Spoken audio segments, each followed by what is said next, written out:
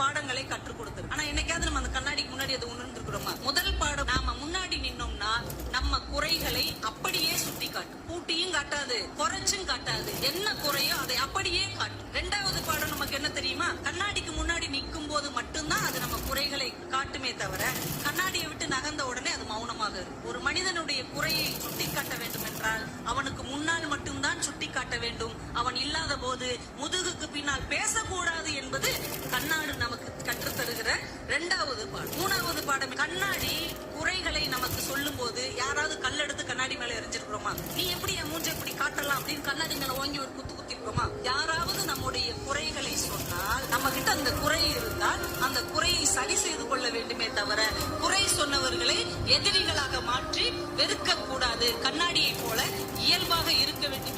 கண்ணாடி இது நமக்கு 3 பாடங்களை கற்றுக் கொடுத்தது. ஆனா என்னைக்காவது நம்ம அந்த கண்ணாடிக்கு முன்னாடி அதை உணர்ந்துருக்கிறோமா? முதல் பாடம், நாம முன்னாடி நின்னோம்னா நம்ம குறைகளை அப்படி